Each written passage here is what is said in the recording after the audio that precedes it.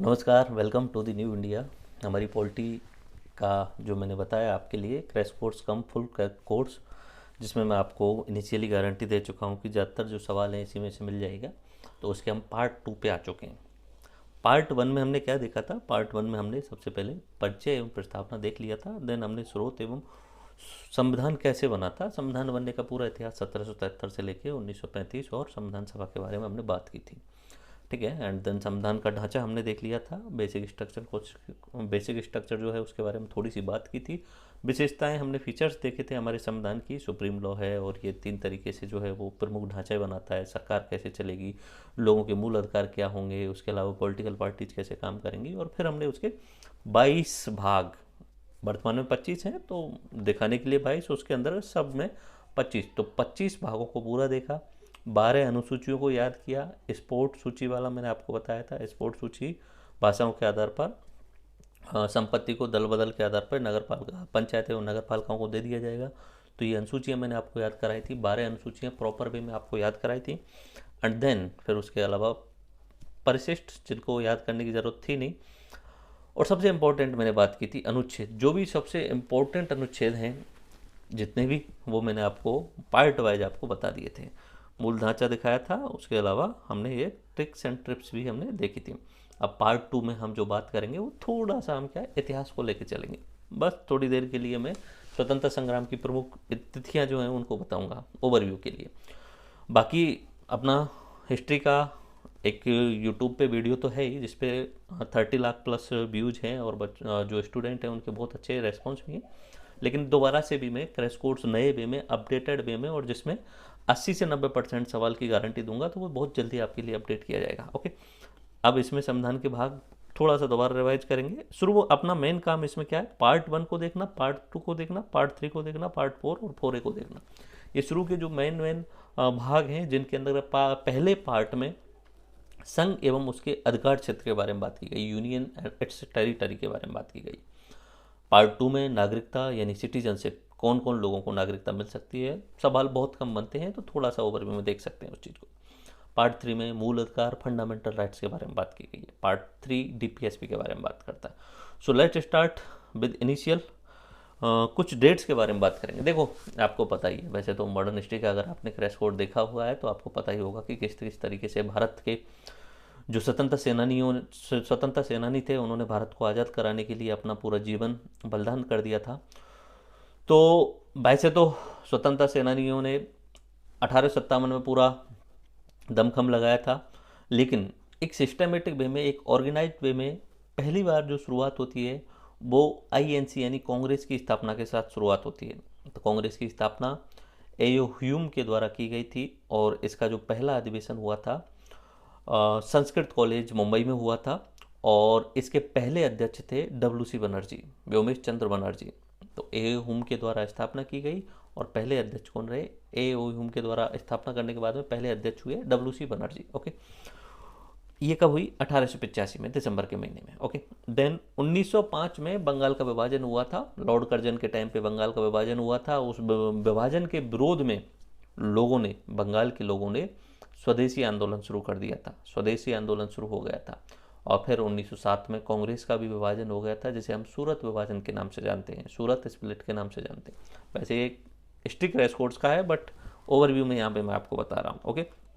उसके बाद 1915 में गांधी जी भारत आए थे, अफ्रीका गए थे 1893 के आसपास में। फिर वहाँ मुकदमे लड़ रहे थे कंटिन्यूसली। आने का प्लान तो पहले ही था, लेकिन उनके साथ में ऐसे ही घटना हो गई एक रेलवे स्टेशन पे, तो उनको जो है वो बोगी से निकाल के फेंक दिया गया। तो फिर उन्होंने डिसाइड किया कि यहाँ पे रह के मैं, साउथ अफ्रीका में रह के, यहाँ जो भारतीय लोग मजदूर काम कर रहे हैं उनके लिए मैं लड़ूंगा। तो 20 साल वहाँ रहे थे और वहाँ पे उन्होंने अंग्रेज़ों के नाकों चने चबा दिए थे और पूरे तरीके से वो अपना सत्याग्रह का और बाकी जो प्रयोग थे उनको अच्छे तरीके से कर चुके थे। फिर गोपाल कृष्ण गोखले जी के कहने पे गांधी जी भारत आए और भारत आने के बाद में 1915 में भी 9 जनवरी को, ठीक है, उस दिन प्रवासी भारतीय दिवस भी मनाया जाता है। ओके। तो जब गांधी जी भारत आए तो उसके बाद में उन्होंने 2 साल तक तो भारत को घूमने की, पूरा पूरा भारत भ्रमण किया, क्योंकि भारत की परिस्थितियाँ अलग थी। फिर उसके बाद में गांधी जी ने अहमदाबाद के पास में गांधी आश्रम बना लिया था साबरमती नदी के किनारे। तो उनके जो शुरुआती 4-5 आंदोलन एग्जाम में पूछे जाते हैं, तो वो ध्यान रख लेना। सबसे पहला जो उनका आंदोलन था चंपारण का आंदोलन 1917 में बिहार में हुआ था। 3 कटिया पद्धति थी और उसमें बिहार के चंपारण के किसानों से जबरदस्ती नील की खेती करवाई जाती थी और उनको उसका दाम भी प्रॉपर नहीं मिलता था। इसलिए चंपारण आंदोलन में पहली बार गांधी जी गए और वहाँ पे उन्होंने अपना सफल प्रयोग किया और अंग्रेजों को झुकना पड़ा। तो पहला उनका आंदोलन जो रहा चंपारण में। उसके बाद में अहमदाबाद मिल आंदोलन 1918 में, खेड़ा आंदोलन 1918 में, फिर उसके बाद में असहयोग आंदोलन 1920 में। ये खिलाफत आंदोलन के साथ में उन्होंने असहयोग आंदोलन चलाया था। एंड देन सब नवज्ञ आंदोलन 1930 में। बीच में कुछ समय के लिए गांधी जी जेल में भी थे। उसके अलावा वो सीधी सी सिद्धांत था उनका कि आंदोलन करो, फिर क्रिएटिव काम करने लग जाओ, थोड़ा सा विराम करो और कुछ रचनात्मक कार्य करने लग जाओ। फिर जैसे ही लगे कि हाँ अब लोग फिर से दोबारा जुड़ने लग गए, एनर्जी आ गई है, तो फिर से दोबारा से आंदोलन कर दो। तो 5-6 साल का गैप रहा जिसमें वो रचनात्मक कार्य करने लगे रहे थे। जैसे कि अहमदाबाद आश्रम के अंतर्गत ही उन्होंने बहुत सारी जो क्रिएटिविटी वाली चीज़ थी, जाति प्रथा उन्मूलन पे काम किया था, अपनी पत्रिका निकालते थे, महिलाओं के विकास के लिए, हरिजन समाज के उत्थान के लिए काम करते थे। तो वो क्रिएटिव काम करने लगे रहते थे। तो ये 1930 में सबना अवज्ञा आंदोलन रहा, जिसे डंडी मार्च के नाम से शुरुआत होता है। ठीक है, 6 अप्रैल से शुरू होता है, 6 मार्च से शुरू होता है। ओके। एंड देन भारत छोड़ो आंदोलन 1942 में, क्विट इंडिया मूवमेंट, ये अंतिम था कि करो या मरो का नारा देके गांधी जी ने बोल दिया कि ठीक है अब फाइनल है। उसमें तो थोड़ा बहुत अहिंसा भी हुई थी। ओके, तो ये गांधी जी के प्रमुख आंदोलन है। देन 1916 में कांग्रेस को जो है वो पुनः एकीकरण कर लिया गया, लखनऊ पैक्ट के नाम से जाना जाता है, जिसमें मुख्य भूमिका जो निभाई थी एनी बेसेंट के द्वारा निभाई गई थी। तो लखनऊ पैक्ट, ठीक है। और उसी समय होम रूल लीग की भी शुरुआत हो चुकी थी। बाल गंगाधर तिलक जी जो है वो बॉम्बे में इसकी शुरुआत कर रहे थे, एनी बेसेंट जी साउथ में इसकी शुरुआत कर रही थी। ओके। 1919 में रॉलेक्ट एक्ट आया था, जिसका विरोध करने के लिए जलियांवाला बाग जो है अमृतसर में, वहाँ पे जो है वो लोग इकट्ठे हुए थे। तो 13 अप्रैल 1919 में जलियांवाला बाग हत्याकांड हुआ था। अभी कुछ समय पहले मूवी आई थी सरदार उधम सिंह, उसमें बहुत अच्छे तरीके से जो है वो 20-30 मिनट के सीन हैं इससे रिलेटेड, बहुत क्रूर हत्याकांड था, तो उसको दर्शाया गया है। 1927 में साइमन कमीशन आया था, जिसका विरोध किया गया था, गो साइमन बैक। ठीक है, बढ़िया इतिहास का जो पॉइंट है वो इतिहास में अच्छे तरीके से देखेंगे। यहाँ पे तो मैं एक बार रिवाइज करा रहा हूँ ताकि आपको संविधान सभा वाली कहानी दोबारा से याद हो जाए। 1929 में लाहौर में पूर्ण स्वराज सेशन हुआ और उसमें 26 जनवरी 1930 को पूर्ण स्वराज की मांग करके झंडा फहरा दिया गया रावी नदी के किनारे। 5 मार्च 1931 में गांधी और इरविन पैक्ट हुआ था और 23 मार्च 1931 को भगत सिंह जी को फांसी दी गई थी। तो कुछ समय बाद में, जब गांधी इरविन पैक्ट हुआ था उसके कुछ समय बाद में 1932 में पूना पैक्ट हुआ था, गांधी अम्बेडकर। अब देखो इसमें बहुत सारे सवाल होंगे आपके दिमाग में, सर भगत सिंह को फांसी भी गांधी जी बचा सकते थे। तो ये पॉलिटी की क्लास है, पॉलिटी की क्लास रहने देते हैं। मॉडर्न हिस्ट्री का क्रैश कोर्स होगा तब उसमें मैं बहुत सारी चीज़ें एक्स्ट्रा लूँगा। ये तो मैं आपको रिवाइज कराने के लिए करा रहा हूँ ओनली। 1942 में क्रिप्स मिशन आया था, जिसमें पहली बार मान लिया गया था कि हम संविधान सभा बनवा देंगे, लेकिन द्वितीय विश्व युद्ध के बाद में। ठीक है, भारत छोड़ो आंदोलन हुआ था 1940 में। फिर कैबिनेट मिशन का प्रस्ताव फाइनली आया कि हम इस तरीके से प्रांतीय विधानसभाओं के चुनाव करवाएंगे और उन चुनावों के आधार पे ही हम संविधान सभा का गठन करेंगे, जो 2 सितंबर 1940 को गठित हुई थी। उस समय ब्रिटेन के पीएम कौन थे? क्लीमेंट एटली थे। उससे पहले कौन थे? ब्रिटेन के पीएम क्लीमेंट एटली से पहले थे विंस्टन चर्चिल। ठीक है, विंस्टन चर्चिल। और ये जो कैबिनेट मिशन आया था, तो मतलब वहाँ की ब्रिटेन की जो कैबिनेट संसद थी, उसमें एक कैबिनेट मंत्रालय में से 3 लोगों को भेजा था गया था। 3 लोग कौन कौन से थे? पैट्रिक लॉरेंस, स्टेफर्ड क्रिप्स और AB अलेक्जेंडर। और भारत के गवर्नर जनरल उस समय लॉर्ड बॉवेल थे। ओके। उसके बाद में कुछ समय के लिए जब सत्ता हस्तांतरण करना था, तो लॉर्ड माउंटबेटन को भारत का गवर्नर जनरल बना करके भेजा गया था। तो 2 सितंबर 1940 को संविधान सभा का गठन हुआ और उसी समय पे अंतरिम सरकार का भी गठन कर दिया गया। अंतरिम सरकार मतलब जब अंग्रेज जाने वाले हैं तो उससे पहले जो संविधान सभा का गठन अपनी सत्ता है उसका हस्तांतरण होगा, तो उस समय तक के लिए कौन सरकार चलाएगा, तो वो अंतिम सरकार कहलाती है। 9 दिसंबर 1940 को पहली बैठक हुई थी। 18 जुलाई 1947 को भारत स्वतंत्रता अधिनियम पास हुआ था, जिसके तहत बोल दिया गया था कि हम जो है वो 15 अगस्त 1947 को भारत को आज़ाद कर देंगे। और उस समय ये भी कंडीशन थी कि भारत में कोई रहना चाहे, मतलब जिनके लिए 3 भाग बनाए थे उन्होंने, एक तो भारत बनेगा, एक पाकिस्तान और एक प्रिंसली स्टेट्स जो है वो स्वतंत्र हो सकते हैं। लेकिन सरदार पटेल की जो रणनीति थी उनके कारण सभी प्रिंसली स्टेट्स को इंडिया के अंतर्गत मिला लिया गया था। 22 जुलाई 1947 को राष्ट्रीय ध्वज को स्वीकृत किया गया था। 26 नवंबर 1949 को संविधान स्वीकृत किया गया था और राष्ट्रीय कानून दिवस भी उसी दिन मनाया जाता है। 26 जनवरी 1950 को हमारा संविधान लागू हो चुका था। बन के कब कंप्लीट हो चुका है? 26 नवंबर 1949 को। ओके, ये सारे पार्ट मैंने अभी थोड़ी देर पहले आपको बताए हुए ही हैं। पार्ट 1 के अंतर्गत मैंने आपको बताया हुआ है कि 22 भाग हैं, वो सब ठीक है, याद करा दिया है मैंने। शुरू कर देते हैं हमारा पहला वाला जो भाग है उससे, बट यहाँ पे मैंने आई थिंक वो डाले हुए नहीं है। ओके, मूल अधिकारों से ही शुरू किया हुआ है। थोड़ा सा ओवरव्यू में मैं आपको बता देता हूँ। पहला वाला भाग जो है वो है अपना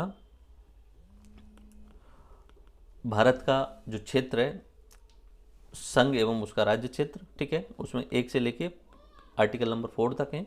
और दूसरा है अपना सिटीजनशिप से रिलेटेड, नागरिकता कैसे दी जाएगी। तो शुरुआत में 5वें में कि हम जब शुरू करेंगे 1947 में, तब कौन कौन लोग भारत के नागरिक होंगे, और उसके बाद के लिए उन्होंने बोल दिया कि संसद जो है वो कानून बना सकती है।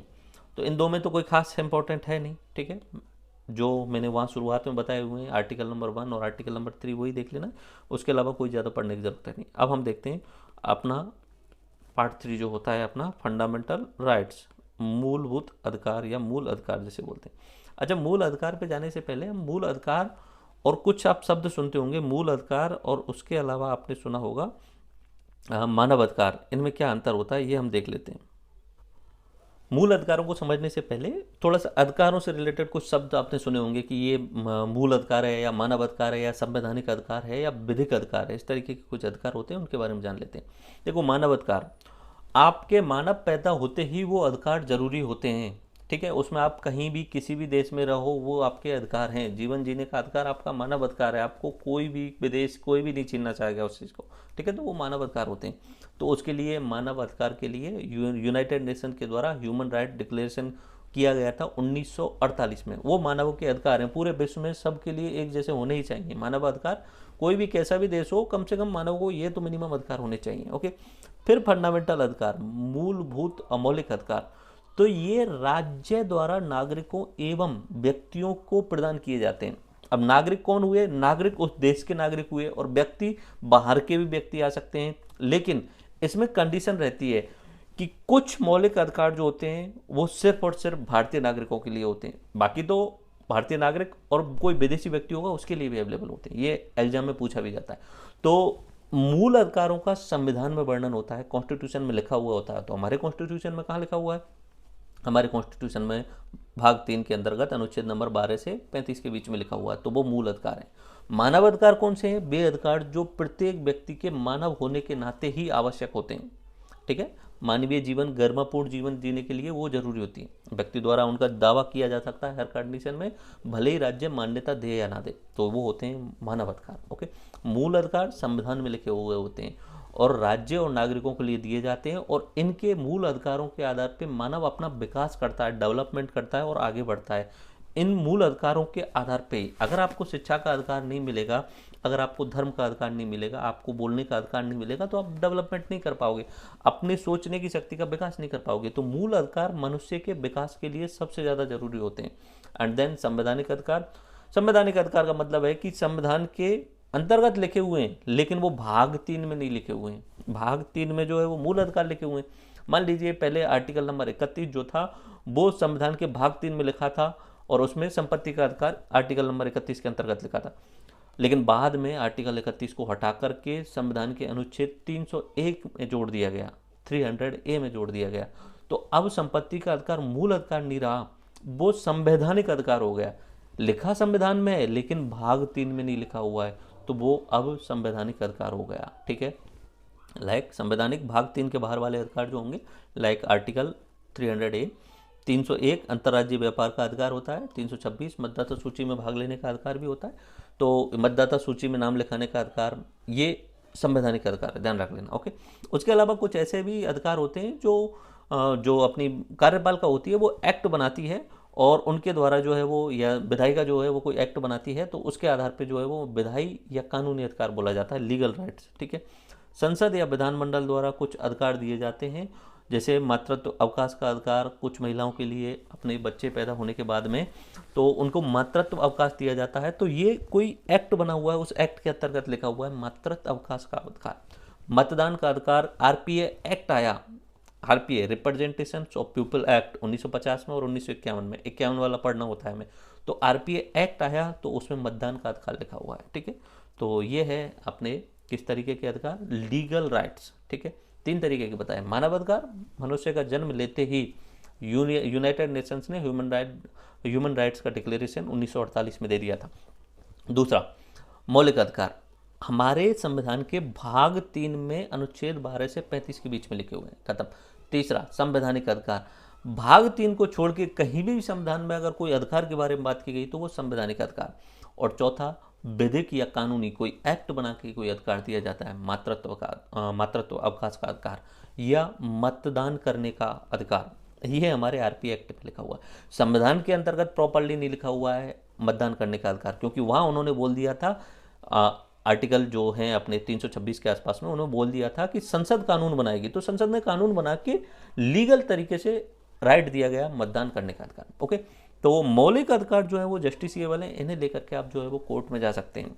लीगल तरीके से बाकी संवैधानिक अधिकारों के लिए जा सकते हैं, लेकिन मेनली जो सबसे इंपॉर्टेंट होते हैं वो मौलिक अधिकार होते हैं। तो अनुच्छेद नंबर 12 से 35 तक का तो ओवरव्यू में आपको बोलूँ कि 6 मूल अधिकार होते हैं, ठीक है। 6 मूल अधिकार होते हैं ओरिजिनली। तो मैं एक एक शुरू करता हूँ। पहला है समता का मूल अधिकार, आर्टिकल नंबर 14 से आर्टिकल नंबर 18 तक, समता का, समानता का जिसे बोल सकते हो। दूसरा है अपना स्वतंत्रता का मूल अधिकार, आर्टिकल नंबर 19 से लेके आर्टिकल नंबर 22 तक, 19 से लेके 22 तक। तीसरा है अपना शोषण के विरुद्ध अधिकार, आर्टिकल नंबर 23 से लेके आर्टिकल नंबर 24, ठीक है। उसके बाद में धार्मिक स्वतंत्रता का अधिकार है, उसके बाद में अपना शिक्षा एवं संस्कृति का अधिकार है, और फाइनली अपना ये संवैधानिक उपचारों का अधिकार है। तो 6 मूल अधिकार हैं। आप एक ट्रिक है उसके द्वारा याद कीजिए, समस्त शोध धर्म एवं संस्कृति के उपचार के लिए किए जाते हैं, ठीक है। तो ऐसे बोलेंगे समस्त, समानता आर्टिकल नंबर 14 से 18, इस्त यानी स्वतंत्रता आर्टिकल नंबर 19 से 22, शोध यानी शोषण के विरुद्ध अधिकार, ओके, धर्म की स्वतंत्रता आर्टिकल नंबर 25 से 28, उसके बाद में संस्कृति, शिक्षा एवं संस्कृति की स्वतंत्रता या उनको संरक्षण करने की स्वतंत्रता तो 29 और 30, उसके बाद में संवैधानिक उपचारों का अधिकार आर्टिकल नंबर 32, ठीक है। तो ये सब यहीं पे लिखे हुए हैं मूल अधिकार अपने 6। पहला समता का अधिकार 14 से 18, दूसरा स्वतंत्रता का अधिकार 19 से 22, तीसरा शोषण के विरुद्ध 23-24, उसके बाद में चौथा धर्म एवं स्वतंत्रता, एंड ये संस्कृति एवं शिक्षा संबंधी अधिकार और संवैधानिक उपचारों का अधिकार। तो याद कर लेना। अच्छा, इसमें एक दो चीज़ आप ध्यान रखनी है कि पहले 7 फंडामेंटल राइट्स थे, वर्तमान में 6 फंडामेंटल राइट्स हैं, ठीक है।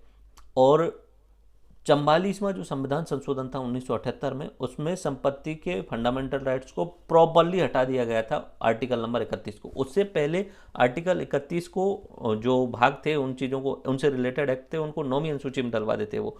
तो अब क्या किया कि उन्होंने 44वां जो संविधान संशोधन 1978 में किया था उसमें प्रॉपरली उसे हटा दिया था और उसे 300A में डाल दिया गया। तो वो एक तरीके से संविधानिक अधिकार है, मूल अधिकार नहीं, ठीक है। अब एक एक करके देखिए। समानता का अधिकार, ठीक है, उसमें है पहला आर्टिकल नंबर 14 वाला, विधि के समक्ष विधियों का समान संरक्षण, equality before law and equal protection of laws, कानून के समक्ष सभी समान रहेंगे और सभी के लिए कानून बराबर रहेगा। ये है आर्टिकल नंबर 14, ठीक है। Next article number 15। आर्टिकल 15 कहता है धर्म, मूल वंश, जाति, लिंग एवं जन्म स्थान। 5 चीज ध्यान रखना है, काफ़ी बार पूछा गया है। धर्म, मूल वंश, लिंग, जाति और जन्म स्थान, इसका क्रम भी थोड़ा सा ध्यान रख लो तो कोई दिक्कत नहीं है। तो आप कोई भी आप एब्रोनिम्स बना सकते हो अपने हिसाब से याद करने के लिए, कुछ ऐसा DMJLJ इस तरीके से कुछ बना सकते हो। तो धर्म, मूल वंश, जाति, लिंग एवं जन्म स्थान, ये 5 जो हैं वो आपको याद रहने चाहिए। इनके आधार पे आप डिस्क्रिमिनेशन नहीं कर सकते, इनके आधार पे भेदभाव नहीं कर सकते। देखो वैसे भी मैं आपको कहना चाहूँगा, आप मेरे स्टूडेंट हो, हमारे स्टूडेंट हो, तो एक भारतीय नागरिक होने की सबसे अच्छी निशानी यही होगी। और आप अगर मुझे फॉलो करते हैं और मुझे थोड़ा बहुत भी मानते हैं तो मेरा सजेशन ये रहेगा, कभी भी किसी के साथ में आप डिस्क्रिमिनेशन मत करो उसकी जाति के आधार पे, उसके धर्म के आधार पे, उसके मूल वंश के आधार पे। जाति अगर आपको तथाकथित लोअर कास्ट से है तो हो सकता है बचपन में आपके दिमाग में कुछ भी उपज रही हो, लेकिन वर्तमान समय में आप भेदभाव नहीं करोगे, ठीक है। आपको एक अच्छा नागरिक बनना है, आपको संविधान सम्मत रहना है, भारत के संविधान सबसे सर्वोच्च कानून है, वही आपको सारे अधिकार दे रहा है। अगर आप संविधान को नहीं मान रहे हो तो आपके सारे अधिकार कोई काम के नहीं है, ठीक है। तो आपको कभी भी भेदभाव नहीं करना है, ना लिंग के आधार पर भेदभाव करना है, स्त्री और पुरुष में कोई भेदभाव नहीं करना है। हो सके जितना समानता की कोशिश कीजिए, ठीक है। मैं हमेशा इस चीज़ को फॉलो करता हूँ। मैं कभी भी किसी को जाति के आधार पे, धर्म के आधार पे, लिंग के आधार पे, उसके जन्म स्थान के आधार पे और मूल वंश के आधार पे कभी भी मैं भेदभाव नहीं करता। अब कैसे करते हैं आपको ही पता होगा। धर्म के नाम पे अगर आप हिंदू हैं और आपको कोई अदर धर्म से जो है थोड़ी बहुत नफरत है तो आप भेदभाव करते हो, हे नज़र से देखते हो। नहीं करना चाहिए, उस तरीके से नहीं होना चाहिए। किसी भी एक चीज़ ध्यान रखना, कोई भी व्यक्ति अच्छा और बुरा उसके धर्म, जाति, लिंग, मूल वंश से नहीं होता है, वो इंडिविजुअल होता है। आपको हर कास्ट में अच्छे लोग और हर कास्ट में बुरे लोग मिलेंगे। आपको हर धर्म में अच्छे लोग और हर धर्म में बुरे लोग मिलेंगे, सब तरीके के मिलेंगे। आपको उसके लिंग का भी भेदभाव नहीं कर सकते, धर्म का भी भेदभाव नहीं कर सकते, ठीक है। तो ये ध्यान रखना है। अब जन्म स्थान के आधार पर लोग करते हैं, किस तरीके से करते हैं। कोई बिहारी है तो बिहारी के साथ में वो उस तरीके से एब्रोनिम्स यूज करते हैं। कोई अपने पूर्वोत्तर थे तो पूर्वोत्तर वालों। मैं तो ये मानता हूँ कि अगर ऐसा मार्जिनल सेक्शनल से है तो उनके साथ में और ज़्यादा सिंपैथी से बात करनी चाहिए, उन्हें प्यार से। उन्हें ऐसा लगना नहीं चाहिए कि कभी हमारे देश में रहते हुए वो एक बिल्कुल अलग नागरिक हैं, ऐसा लगना ही नहीं चाहिए किसी भी कंडीशन में। तो आई विश कि हमारी गुरुदक्षिणा के रूप में आप आर्टिकल नंबर कम से कम 15 को पूरा फॉलो करेंगे, ओके। आर्टिकल नंबर 15 को तो कम से कम फॉलो करेंगे ही करेंगे, ओके। और वैसे भी एक मूवी है, आप देख लेना, काफ़ी अच्छी है, आर्टिकल 15 नाम से ही है। आयुष्मान खुराना की मूवी है आर्टिकल 15। उसमें बताया गया जातिगत आधार पर किस तरीके से भेदभाव किया जाता है। तो थोड़ा सा आप खुद से भी सोचें और समझें कि भाई जाति, जन्म लेना, ये सब अपने कंट्रोल में नहीं होता है, ये सब हुआ जैसे भी हुआ है। अब आपको भेदभाव नहीं करना है, संविधान में प्रॉपर्ली लिखा हुआ है। और एक मानव होने के नाते आप खुद सोच देखिए कि आप कैसे भेदभाव कर सकते हो किसी से, मतलब किस तरीके से, ये आपको सही मानव नहीं बनाता, okay. That's it. Article number 16, ठीक है। आर्टिकल नंबर 16 में लिखा है लोक नियोजन के विषय में अवसर की समानता। तो आर्टिकल नंबर 16 जो है वो अपना आरक्षण से रिलेटेड भी है। बाकी अपना मूल अधिकारों का एक 5 घंटे का लेक्चर मैंने यूट्यूब पे डाला हुआ है, ठीक है। अब वो 5 घंटे का लेक्चर है, उसमें मैंने 70 पेजेज की पीडीएफ मैंने खुद ने अपने हैंड रिटन नोट्स बना पढ़ाई हुई है। तो मेरा सजेशन ये रहेगा कि क्रैश कोर्स तो ऑब्जेक्टिव टाइप के एग्जाम के लिए बेस्ट है ही। उसके अलावा आप अपना 5 घंटे ऐसे सर्च कर लेना, fundamental rights new Indian of Bharat निर्माण, तो आपको मिल जाएगा। तो बेस्ट वे में आपके लिए उसमें कवर कराया गया है, ओके।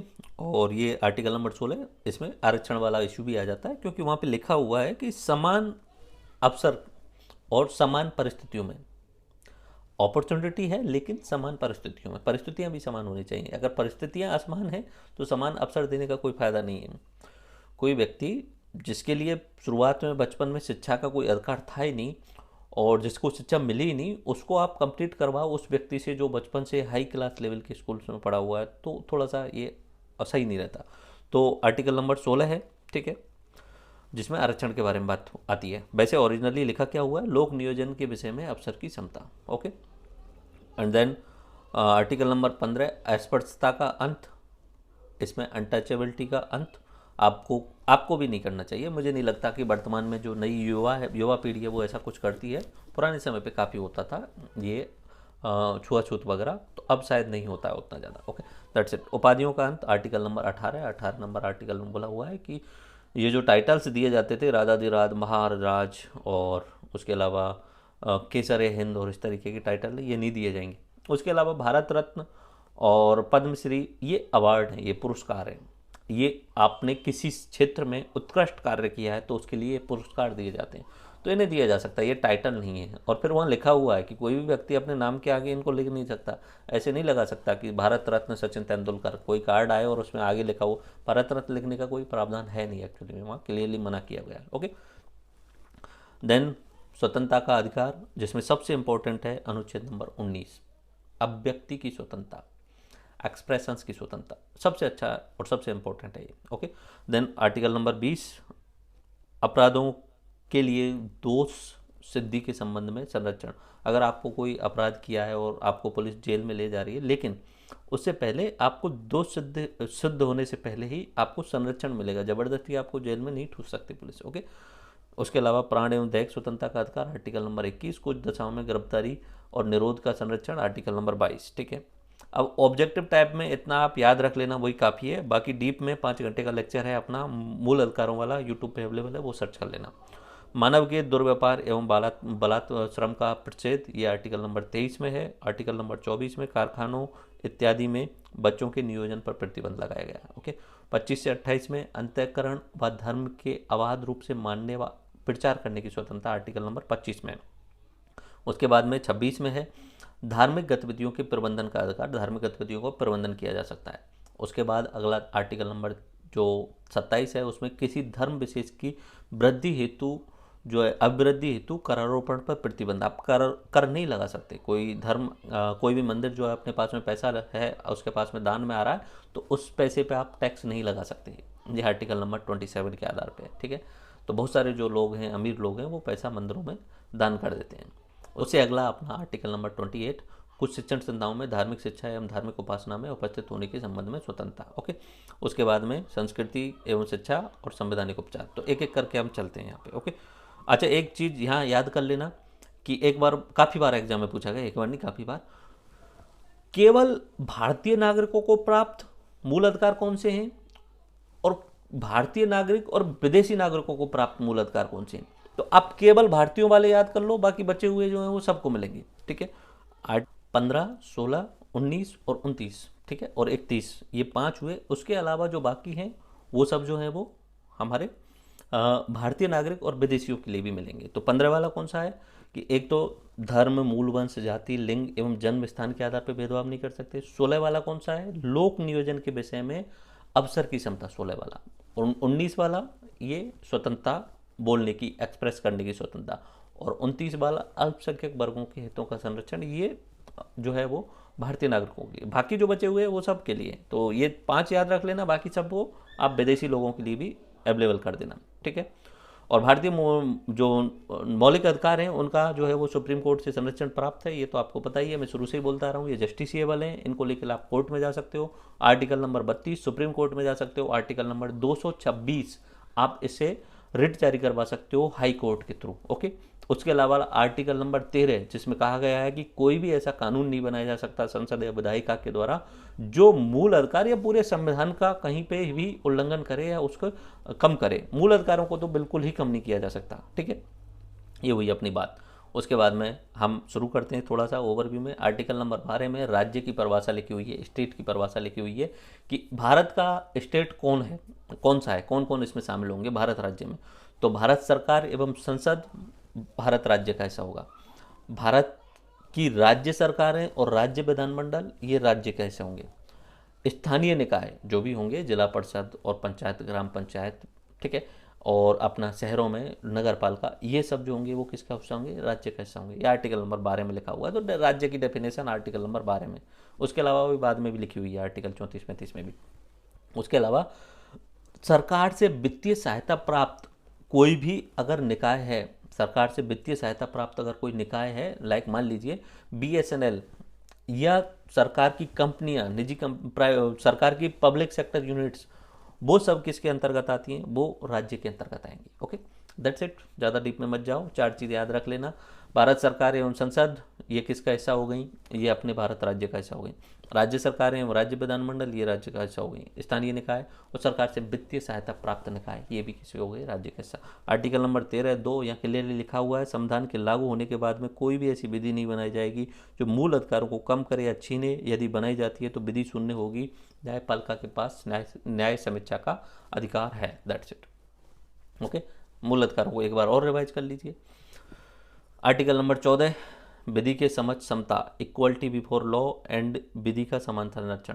ठीक है। Article number 15, social equality and equal access to public areas, और इसमें धर्म, मूल वंश, जाति और लिंग और जन्म स्थान के आधार पर भेदभाव नहीं कर सकती।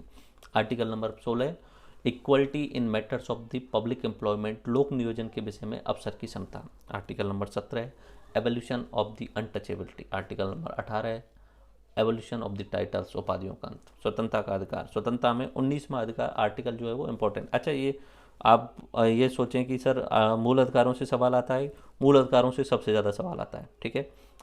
तो कौन कौन से सबसे ज़्यादा इंपॉर्टेंट हैं? आर्टिकल नंबर 13 इंपॉर्टेंट है, आर्टिकल नंबर अपना 14, 15 इंपॉर्टेंट है, ओके। वैसे तो सारे मूल अधिकारों से निश्चित कहीं ना कहीं सवाल बना हुआ है, ठीक है। 17 और 18 बहुत आसान है, बस इतना ध्यान रख लेना, अनटचेबिलिटी खत्म करनी है 17, और अपना टाइटल्स को ख़त्म करना है, उपाधियों को ख़त्म करना है। अब इसमें समझने का कुछ भी नहीं है कि वो उपाधियाँ नहीं होंगी बस आगे, बस। और सवाल भी सीधा अगर ऑब्जेक्टिव बनेगा तो सीधा ऐसे बनेगा, घुमा फिर आगे बनता है तो आर्टिकल नंबर 14 और 15 में से बनता है। उसके अलावा सबसे इंपॉर्टेंट है 19, 21 और 32। ऐसा नहीं है बाकी इंपॉर्टेंट नहीं है, 25 जो है वो भी इंपॉर्टेंट है। 23, 24 आसानी से याद हो जाने वाले हैं, शोषण के विरुद्ध अधिकार 23, 24 याद हो गए, ठीक है। तो ये 14, 15, 19, 21 और उसके अलावा 25 धार्मिक स्वतंत्रता और 32 संविधान जो है वो हमें रिट जारी करने का, सुप्रीम कोर्ट को रिट जारी करने का अधिकार देता है, संवैधानिक उपचारों का अधिकार मिलता है। तो ये ध्यान रखने की कोशिश करना है, याद करने की कोशिश करना है। तो आर्टिकल नंबर 19, अब देखो यहाँ पे मैं उसे कराऊंगा ना, तो ज़्यादा डीप में जाने से ये अपना क्रैश कोर्स का जो मतलब है वो ख़त्म हो जाएगा, फिर ये लेक्चर काफ़ी बड़े हो जाएंगे। मैंने 5 घंटे में मूल अधिकार कराए हैं, वो लेक्चर ज़रूर देख लेना अगर आपको मेंस एग्जाम के हिसाब से तैयारी करनी है। प्री एग्जाम में मैं जो पढ़ा रहा हूँ उससे बाहर नहीं आएगा, दैट्स इट। प्री एग्जाम में जो पढ़ा रहा हूँ उससे बाहर नहीं आएगा। तो यहाँ पे अब व्यक्ति के 6 राइट्स दिए गए हैं आपको एक्सप्रेस करने के लिए, तो वो 6 राइट्स आपको याद रखने होंगे। एक होगा आपको स्पीच करने का एंड एक्सप्रेस करने का, आपको बोलने का और एक्सप्रेस करने का, अभिव्यक्त करने का तरीका दिया जाएगा। उसके बाद में असेंबली बनाने का, एसोसिएशन बनाने का, मूवमेंट करने का, एक जगह से दूसरी जगह जाने का, पूरे भारत में आबाद रूप से कहीं भी घूमने का, रेजिडेंस बस जाने का और व्यापार करने का। ये 6 जो है वो स्वतंत्रताएं आर्टिकल नंबर 19 के अंतर्गत दी गई हैं, ठीक है। पहले में समानता बोली हमने, दूसरे में स्वतंत्रता बोली, तो स्वतंत्रता कितनी हो गई? 6 स्वतंत्रता आपको दी गई हैं, ठीक है। हम इसे अब व्यक्ति की स्वतंत्रता के रूप में बोल देते हैं, लेकिन 6 स्वतंत्रता दी गई है इसमें एक्चुअली में 6। और उनमें कौन कौन सी हैं? बोलने की और एक्सप्रेस करने की, स्पीच एंड एक्सप्रेशंस, बोलना एंड अभिव्यक्त करना। उसके बाद में असेंबली, इकट्ठा होने की, एसोसिएशन, संगठन बनाने की, मूवमेंट, एक जगह से दूसरी जगह जाने की, रेजिडेंस, बस जाने की, प्रोफेशन, व्यापार करने की। आसान करने, याद करने का थोड़ा सा मैं तरीका बताता हूँ। देखो कोई भी मनुष्य होता है वो क्रिएटिव होता है, कुछ नया नया करना चाहता है। मान लीजिए कि आप ही कोई पार्टी बनाना चाहते हैं और आप चाहते हैं कि मैं कुछ बड़ा करना चाहता हूँ, ठीक है। तो सबसे पहली बात तो कि आप अपने विचारों को एक्सप्रेस करोगे, बोलोगे, स्पीच एंड एक्सप्रेस करोगे। तो स्पीच एंड एक्सप्रेशन पहली स्वतंत्रता हो गई, ठीक है। उसके बाद में अब स्पीच एंड एक्सप्रेस करना है 2-5 लोगों के सामने तो बोल दिया, अब आपको क्या करना पड़ेगा? इकट्ठा करना पड़ेगा लोगों को, एक पूरा का पूरा एक तरीके से एक असेंबली बनानी पड़ेगी और बहुत सारे लोगों के सामने रैली में भाषण देना पड़ेगा, यानी असेंबली बनाना, असेंबली इकट्ठा करना। तो इकट्ठा करके जो है आप एक्सप्रेस करोगे, तो ये हुआ असेंबली। एंड देन एसोसिएशन, अब आपको लग रहा है कि आपको बड़ा कुछ करना है तो आप एक संगठन बनाओगे। अब संगठन बनाओगे तो संगठन का प्रचार करने के लिए आपको मूवमेंट करना पड़ेगा, एक जगह से दूसरी जगह जाना पड़ेगा। तो आप जो है वो आबाद रूप से पूरे ऑल इंडिया में कहीं पे भी घूम सकते हो, ये भी आपको स्वतंत्रता दी गई है। एंड देन आपका मन कर गया चलो मुंबई अच्छा है, कुछ समय के लिए यहाँ पे बस जाते हैं, ठीक है, बस जाते हैं, तो चलो ठीक है, आप जो है वो संगठन तो बना ही लिया, बच जाइए। तो रेजिडेंस करने का भी आपको स्वतंत्रता है। एंड देन प्रोफेशन, आपको व्यापार करने के, आप वहाँ रह रहे हो तो साथ साथ में थोड़ा बहुत व्यापार भी कर सकते हो, कुछ भी कर सकते हो, ओके, दैट्स इट। तो ये आपको ध्यान रखनी है, 6 स्वतंत्रताएं दी जाती हैं आर्टिकल नंबर 19 में। स्पीच एंड एक्सप्रेशंस, असेंबली बनाना यानी आपका इकट्ठा होना, एंड देन एसोसिएशन करना यानी संगठन बनाना, मूवमेंट करना, उसके बाद में रेजिडेंस करना, एंड प्रोफेशन, व्यापार करना, ओके। आर्टिकल नंबर 20, अपराधों के लिए दोष सिद्धि के संबंध में संरक्षण। अब इतना ही याद कर लीजिए, और डीप में पढ़ना है तो हमारा वो मूल अधिकारों वाला 5 घंटे का लेक्चर जरूर देखना। प्राण एवं दैहिक स्वतंत्रता का अधिकार, life to liberty and personal liberty, ठीक है, right to life and personal liberty, प्राण एवं दैहिक स्वतंत्रता का अधिकार। तो आर्टिकल नंबर 21 में ऐसा बोला गया है, ठीक है। तो ये ध्यान रखना है। 21 नंबर का जो आर्टिकल है ना, शुरुआत में इसका बहुत नैरो वर्णन किया जाता था सुप्रीम कोर्ट में। जब भी हम सुप्रीम कोर्ट में जाते थे आज़ादी के शुरुआती चरणों में, तब बोल दिया जाता भाई लाइफ का, जीवन का मतलब बस जिंदा हो आप, बस, ठीक है। ये होता बायोलॉजिकल जिंदा होना, ओनली बायोलॉजिकल। लेकिन बाद में इसका इंटरप्रिटेशन सुप्रीम कोर्ट ने बहुत डिफरेंट तरीके से करना शुरू कर दिया। बोले जिंदा है लेकिन जिंदा होने की निशानी भी तो दिखनी चाहिए, आप जिंदा हो, बिल्कुल कच्ची बस्ती में रह रहे हो, 24 घंटे प्रदूषण है, 24 घंटे आपके कानों में शोर आ रहा है, आपको कहीं भी बाहर घूमने की आज़ादी नहीं है, तो फिर उस जिंदा होने का मतलब ही क्या रहा। तो उन्होंने उसे ब्रॉड बड़े लेवल पे समझने की कोशिश की, और जैसे ही बड़े लेवल पे ले जाने की कोशिश की तो ये आर्टिकल नंबर 21 बढ़ता चला गया। ठीक है, लाइक शुरुआत में मेनका गांधी केस होता है 1978 में, थोड़ा सा ओवरव्यू में समझें। 1975 में इंदिरा गांधी जी के द्वारा इमरजेंसी लगाई जाती है। ठीक है, 25 जून की रात को 12 बजे इंदिरा गांधी जी इमरजेंसी प्रोक्लेम कर देती हैं, एंड 26 जून से पूरे ऑल इंडिया में लागू हो जाती है, और जो भी अपोजिशन के लीडर थे, विपक्षी नेता थे, उन सबको जो है वो जेलों में डाल दिया जाता है। 1977 में जो है वो इमरजेंसी रहती है, और उसके बाद में उस समय जो संजय गांधी जी जो थे वो मेन रोल में रहते हैं। उस समय इमरजेंसी के टाइम पे वो ज़बरदस्ती पकड़ पकड़ के नसबंदी भी करवाते हैं, और उनका कुछ सूत्री कार्यक्रम चला रखा था उन्होंने, शायद 8-20 सूत्री कार्यक्रम था शायद, या 8 सूत्री, आई डोंट रिमेम्बर। ठीक है, तो उन्होंने कुछ कार्यक्रम चला रखे थे, वो ज़बरदस्ती जो है वो इम्प्लीमेंट करवा रहे थे, जनसंख्या को रोकना, उनके अलावा भी वही सारा जो है वो इमरजेंसी की देखरेख कर रहे थे। और संजय गांधी जी, राजीव गांधी जी छोटे से, और संजय गांधी की वाइफ है मेनका गांधी जी, जिनके बेटे हैं वरुण गांधी जी। ठीक है, तो ये फैमिली है, थोड़ा सा ध्यान कर सकते हैं आप। अपनी जवाहरलाल नेहरू जी की बेटी हैं इंदिरा गांधी। इंदिरा गांधी के 2 बेटे हैं, एक है राजीव गांधी बड़ा बेटा, और दूसरा है अपना संजय गांधी छोटा बेटा। संजय गांधी शुरुआत में पॉलिटिक्स में एक्टिव हो गए थे, राजीव गांधी जी शुरू में पॉलिटिक्स में एक्टिव नहीं हुए थे। राजीव गांधी की सोनिया गांधी से 1968 में शादी हो चुकी थी, तो सोनिया गांधी जी उन्हें बाहर रहने देना चाहती थी राजीव गांधी को, वो उन्हें पॉलिटिक्स में शामिल करना ही नहीं चाहते थे। तो ठीक है, वो राजीव गांधी जी अपने अलग अलग काम में बिजी रहते थे। संजय गांधी पॉलिटिक्स करने लग गए थे 1975 के आसपास में, जब इमरजेंसी लगाई गई तो उस समय संजय गांधी फुल रोल में थे। इंदिरा गांधी जी से ज़्यादा पावर उनके पास में थी, वही अपने हिसाब से चला रहे थे सारी चीज़ों को। संजय गांधी की वाइफ हो गई मेनका गांधी, और उनका बेटा हो गया वरुण गांधी। जैसे ही इमरजेंसी हटी 1977 में, फिर चुनाव हुए तो जनता जो है वो इंदिरा गांधी से और संजय गांधी से बहुत ज़्यादा खपा थी। तो चुनाव में जनता ने इंदिरा गांधी को हरा दिया, और हराने के बाद में जनता पार्टी की सरकार बनती है। जनता पार्टी की सरकार मोरारजी देसाई के नेतृत्व में बनती है, जो प्रधानमंत्री बनते हैं। अब सीधी सी बात है कि पिछले 2 साल में उनको जेल में रखा गया है, अपोजिशन की हालत ख़राब करी गई है, तो निश्चित सी बात है जब पावर में दूसरी पार्टी आ जाएगी तो वो भी बदला लेने की कोशिश करेगी। तो इंदिरा गांधी जी से अलग बदला लिया जा रहा था, संजय गांधी जी से अलग बदला लिया जा रहा था, और उसके अलावा जो संजय गांधी की वाइफ थी वो विदेश जाना चाह रही थी, अब्रॉड जाना चाह रही हैं। उनको डर लग रहा था कि यहाँ पे हमारे साथ में कुछ गलत हो सकता है, तो उनको डर लग रहा था कि मुझे विदेश चला जाना चाहिए यहाँ की तुलना में। तो 1978 में विदेश जाना चाह रही थी, लेकिन भारत की केंद्र सरकार ने उनके जो पासपोर्ट वगैरह जब्त कर लिए, और आपको विदेश जाने का अधिकार नहीं है। अब इसी चीज़ पे मेनका गांधी जी सुप्रीम कोर्ट चली जाती हैं। तो सुप्रीम कोर्ट में वो बोलती हैं कि ये मेरा अधिकार है। सुप्रीम कोर्ट वाले बोलते हैं कहाँ लिखा हुआ है, हमारे संविधान में तो कहीं नहीं लिखा हुआ विदेश जाना है आपका अधिकार है। फिर उनके जो वकील हैं वो बोलते हैं भाई साहब ऐसा है कि संविधान में आर्टिकल नंबर 21 में लिखा हुआ है जीवन जीने का अधिकार, और जीवन गरिमापूर्ण तरीके से जीना चाहिए। हमें विदेश जाना है और हम विदेश जाकर के ही गरिमापूर्ण जीवन जी सकते हैं, तो हमें ये अधिकार मिलना चाहिए।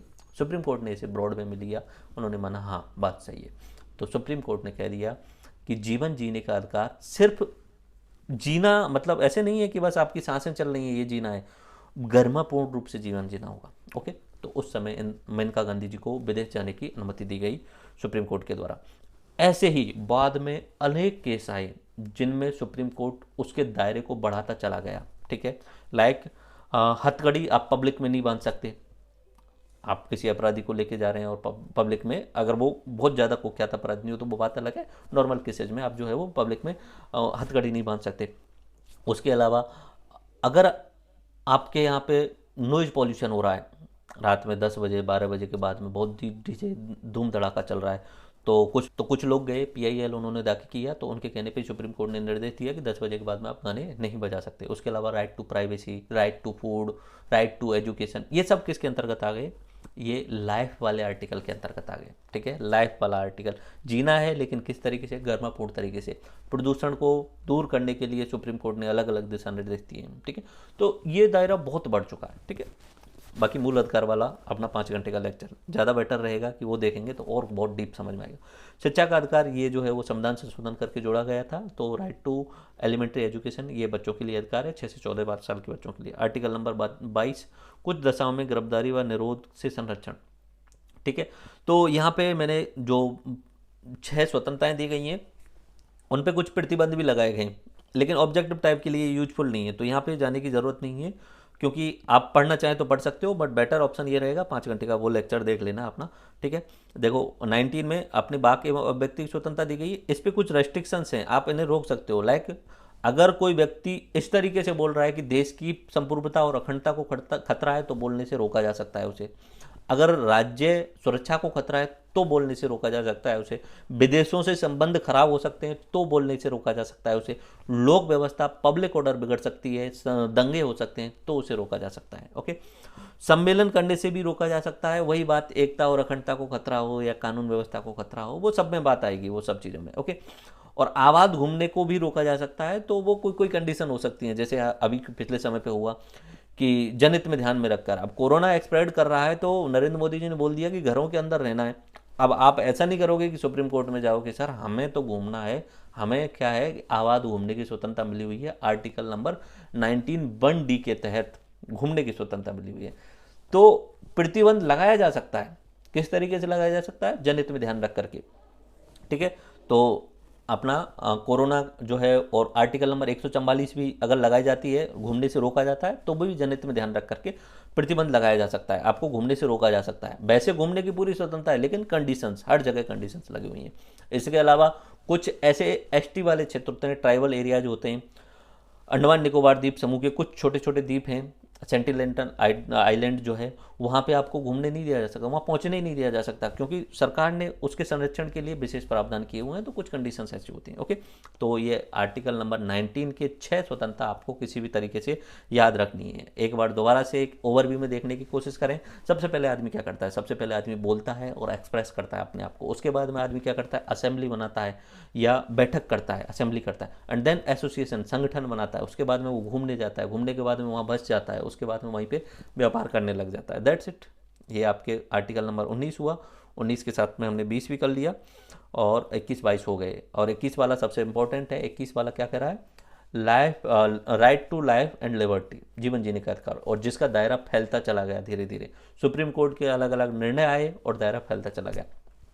आर्टिकल नंबर 23 और 24, थोड़ा सा बस इतना ध्यान रख लो, मानव के दुर्व्यापार तथा बलात् श्रम का प्रतिषेध है। आप किसी के साथ में ज़बरदस्ती दुर्व्यापार नहीं करवा सकते, बलात् श्रम नहीं करवा सकते उससे। कारखानों में बालकों के जो काम करवाया जाता है वो आर्टिकल 24 के हिसाब से नहीं करवाया जा सकता। ओके, वो मूल अधिकार में शामिल किया गया है कि आप जो है उन्हें बालकों को कारखानों में काम करने से नहीं लगा सकते। अच्छा, एक चीज़ और ध्यान रखना, मूल अधिकार जो है वो नेगेटिव है। ठीक है, मूल अधिकार नेगेटिव है।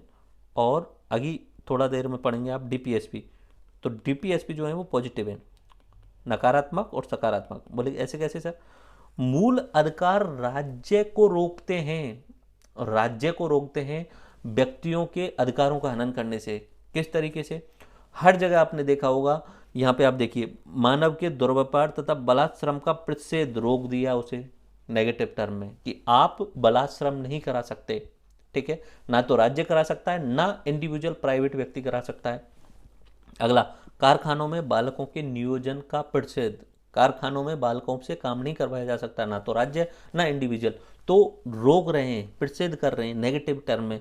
है सारी चीज़ें पॉजिटिव, जैसे हम क्या बोलते हैं, एक शब्द मैं बोलूँ आपसे कि चोरी नहीं करनी चाहिए, चोरी नहीं करनी चाहिए, तो इसमें मैंने नहीं बोला है, नेगेटिव में बोला है, लेकिन चीज़ कैसी है, अच्छी है, चोरी नहीं करनी चाहिए।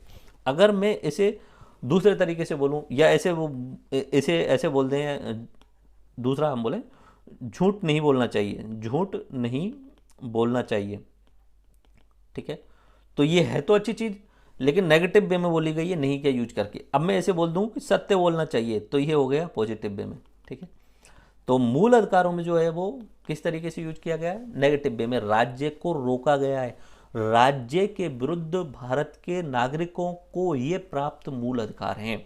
ठीक है, बहुत बार आईएएस एग्जाम में ये चीज़ पूछी गई है कि मूल अधिकार हैं ये राज्य के विरुद्ध प्राप्त हैं, ये राज्य के अधिकारों को कम करते हैं, मानव के अधिकारों को या नागरिकों के अधिकारों को बढ़ाते हैं। आगे बात समझ में? ठीक है, तो मूल अधिकार जो है वो नेगेटिव है। तो शोषण के विरुद्ध 23 और 24, तो इनमें थोड़ा बहुत आप देखना चाहें तो 23 वाला जो है वो मानव दुर्व्यवहार या बलात्श्रम वाला जो है उसमें 3 तरीके के शोषण का प्रतिबंध है। एक तो आप बलात्श्रम नहीं करा सकते, बेगारी नहीं करा सकते, और मानव व्यापार, मानव व्यापार यानी खरीद फरोख्त नहीं कर सकते महिला और बच्चों की। ऐसा होता भी है बहुत सारी जगह, लेकिन ये जो है मूल अधिकारों के अंतर्गत शामिल है। अगर आप अवेयर हैं, अगर किसी के साथ ऐसा हो रहा है तो आप जो है सुप्रीम कोर्ट में जाके उसे रुकवा सकते हैं। ठीक है, बाकी आर्टिकल नंबर 23(2) में कहीं ना कहीं कोने में लिखा हुआ है कि राष्ट्रहित में जरूरत पड़ने पे काम करवाया जा सकता है। जब भी, वैसे अपने 352 अनुच्छेद में भी शामिल है कि जब राष्ट्रीय आपातकाल लगेगा तो आपको जबरदस्ती उठा करके सेना पे भेजा भी जा सकता है, तो उस समय राष्ट्रहित में काम करवाया जा सकता है। राष्ट्रहित के नाम पे तो कुछ भी करवाया जा सकता है। ओके, उसके अलावा कारखानों में तो ये एब्सोल्यूट अधिकार है, इसमें मतलब ऐसा कुछ नहीं बोल सकते कि भाई थोड़ा बहुत करवा लो, बिल्कुल नहीं करवाओ, कुछ भी नहीं। 14 वर्ष से कम उम्र के बच्चों को हानिकारक उद्योगों और कारखानों और खानों में नहीं लगाया जा सकता किसी भी कंडीशन में। ओके, बच्चों को इनके अलावा भी किसी उद्योग में नहीं लगाया जाएगा। आगे बात समझ में? उसके अलावा इसी में लिखा हुआ है कि बाल आयोग बना लेना और वो सब चीज़ें लिखी हुई हैं। टेंड ओके, धार्मिक स्वतंत्रता का अधिकार आर्टिकल नंबर 25 से आर्टिकल नंबर 28 तक। अंतःकरण की स्वतंत्रता, धर्म के अबाध रूप से मानने और आचरण एवं प्रचार करने का अधिकार, यह आर्टिकल नंबर 25। तो धर्म का अधिकार अगर एक ओवरव्यू में बोलें तो आर्टिकल नंबर 25 में बोल दिया गया है। Freedom of conscience and free profession, practice and propagation of religion, थोड़ा सा समझने को चाहिए। सबसे पहले अंतःकरण की स्वतंत्रता, मैं अपने अंदर से मानने की कोशिश करूंगा कि मैं किसी भगवान को मानता हूँ, हनुमान जी को मानता हूँ, राम जी को मानता हूँ, अल्लाह को मानता हूँ या गॉड को मानता हूँ। मैं अंतःकरण में शुरुआत करूंगा, पहले तो अपने अंदर से शुरुआत करूंगा। अब अंदर शुरुआत कर लिया, उसके बाद में मैं कोई धर्म को मान लूंगा ओवरव्यू में। ठीक है, धर्म को मैंने मान लिया। अब उस धर्म को मानने के बाद में अब मैं उसके आचरण करूंगा, प्रैक्टिस करूंगा। प्रैक्टिस किस तरीके से? मैं मंदिर जाऊंगा, मैं मस्जिद जाऊंगा, मैं कहीं पे चर्च वगैरह में जाऊंगा, तो मैं उसे प्रैक्टिस करने लग जाऊंगा। और फिर मुझे लगने लग जाएगा कि यार भाई यह धर्म अच्छा है, तो मैं इसका प्रचार करने की भी कोशिश करता हूँ। तो उसे फैलाने के लिए आप जो है वो संघ बना करके रैंडमली आप किसी दूसरे व्यक्ति को बता सकते हो कि भाई ऐसा मैंने पाठ पूजा किया और उसके बाद मुझे ये फल मिला। जो व्हाट्सएप पे फॉरवर्ड होते हैं ना, आपने देखे होंगे काफ़ी बार, जो बहुत ज़्यादातर झूठे होते हैं कि इस तरीके से हुआ और इसे 50 लोगों के पास में भेज दिया गया तो उसका भला हो गया, एक व्यक्ति ने नहीं भेजा उसके साथ में बुरा हो गया। तो थोड़ा सा आप लॉजिकल वे में सोचें तो ऐसा नहीं होता है। ठीक है, धर्म को मानना अच्छी बात है, अंतःकरण की स्वतंत्रता अच्छी बात है, आप किसी भी भगवान को मानिए, लेकिन अंधविश्वास को भी मत मानिए। That's it.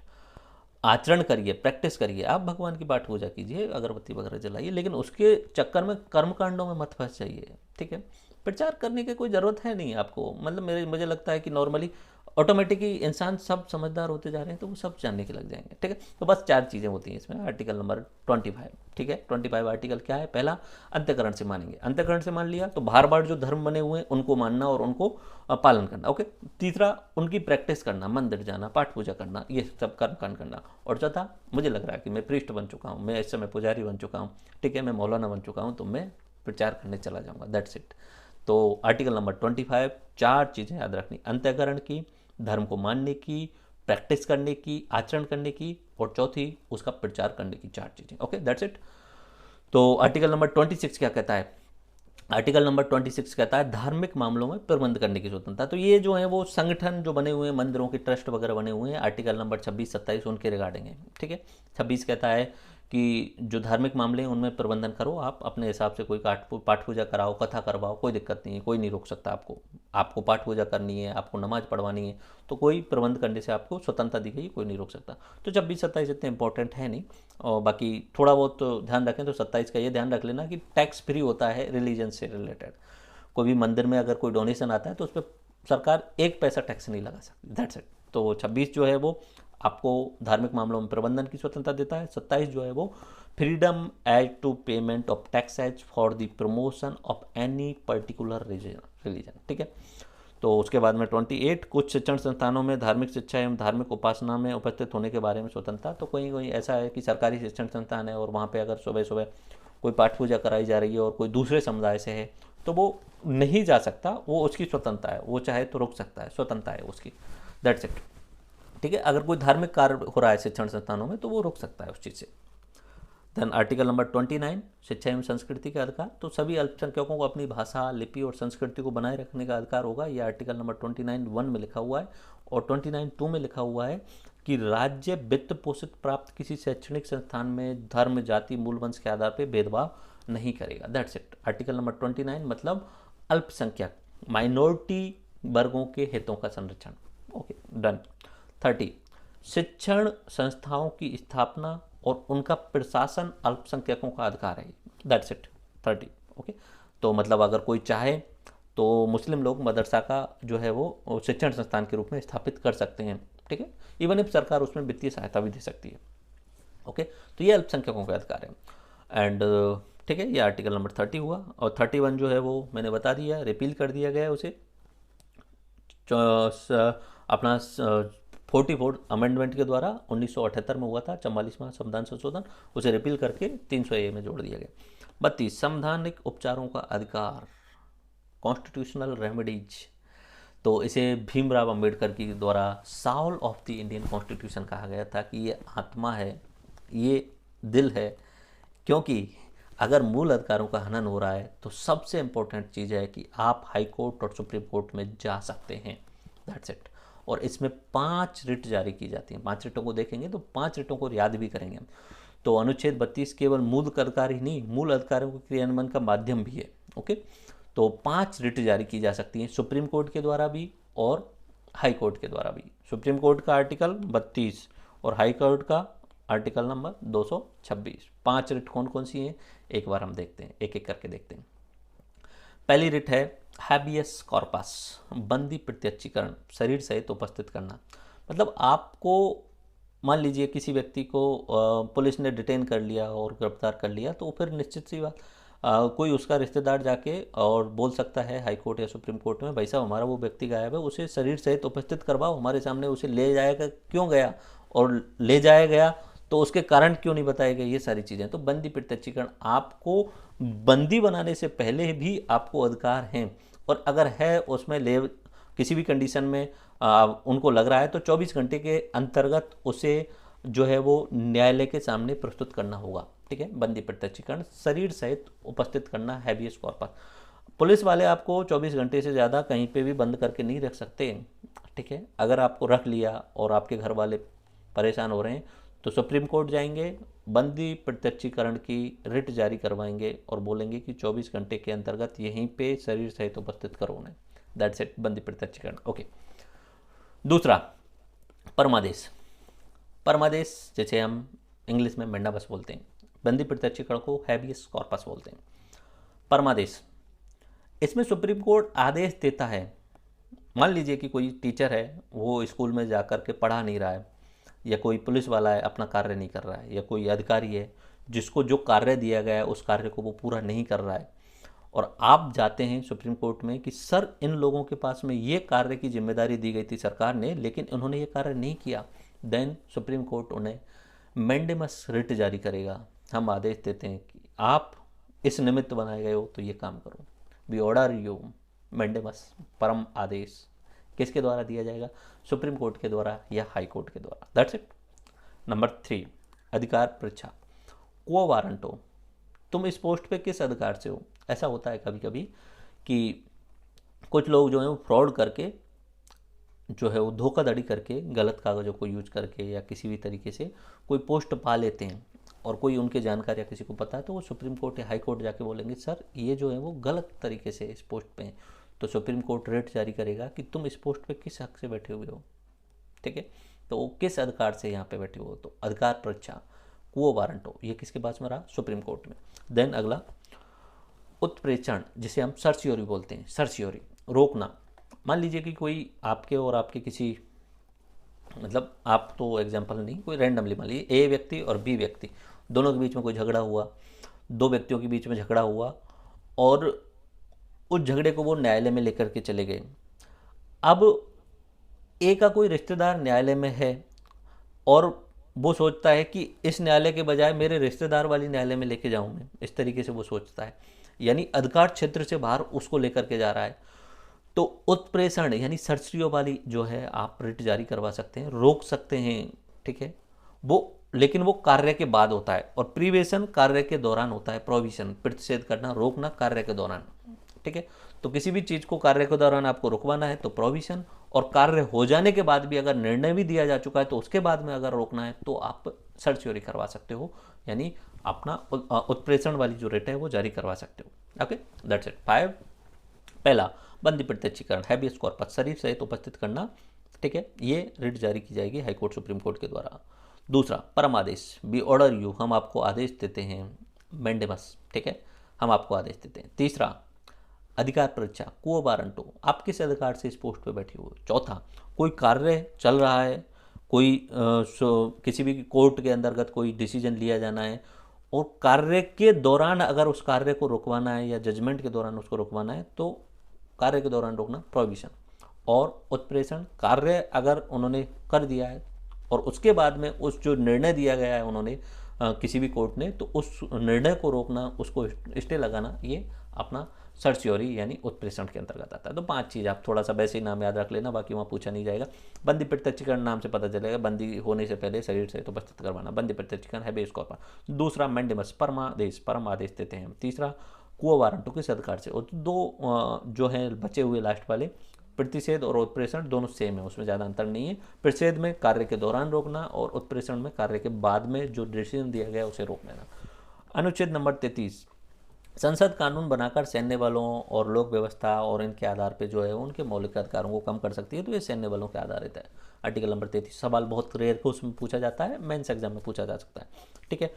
34 में और 35 में भी वही बात की गई है, लेकिन उन पर ज़्यादा ध्यान देने की जरूरत नहीं है। तो फिर आपके फंडामेंटल राइट्स हुए, फंडामेंटल राइट्स जो है उनका दायरा बढ़ता गया। Article number 14, 19, 21, article number 32, article number 13, इनके आधार पे बहुत सारी चीज़ें, जैसे right to go abroad, right to privacy, निजता का अधिकार, ये आर्टिकल नंबर 21 के अंतर्गत शामिल हो गए ऑटोमेटिकली। सब हथकड़ी लगाने के विरुद्ध, हैंड कपिंग के विरुद्ध आपको अधिकार है, तो आर्टिकल नंबर 21, क्योंकि गर्मापूर्ण जीवन चाहिए हमें, ठीक है। देरी से मिले मृत्युदंड के खिलाफ अधिकार, right against the public hanging, ठीक है। तो ये हुए अपने फंडामेंटल राइट्स। ओके, सो राइट नाउ में आपको ये चीज़ थोड़ा सा ये सवाल है, फंडामेंटल राइट्स संशोधनीय है या नहीं है।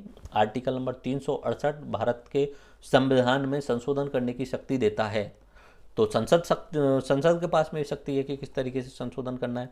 तो क्या वो फंडामेंटल राइट्स को संशोधन कर सकती या नहीं कर सकती, तो अलग अलग केस हैं, उनमें बोला गया, कभी बोला गया यस, कभी बोला गया नो, क्योंकि हमारे जो लैंडमार्क केसेज आएंगे उसमें हम प्रॉपर वे में देखेंगे, तब सही से रिवाइज होंगे। तो जैसे सज्जन प्रसाद वाले में बोला गया हाँ संशोधन कर सकते हैं 1950 में, दूसरा सज्जन सिंह वाले में बोल दिया हाँ यस। फिर उसके बाद में 1967 में जब इंदिरा गांधी जी प्राइम मिनिस्टर थी, लेकिन थोड़ी सी कमजोर प्राइम मिनिस्टर थी उस समय, क्योंकि उनके पास में सीट्स कम थी और पावर उतनी ज़्यादा नहीं थी, तो उन्होंने बोल दिया कि नहीं, मूल अधिकार हम नहीं कर सकते, 13 का उल्लंघन है। फिर बाद में धीरे धीरे वो अनुच्छेद कुछ उन्होंने संविधान संशोधन किए, लेकिन फिर दोनों में टकराहट होने लग गई थी, कार्यपालिका और न्यायपालिका में।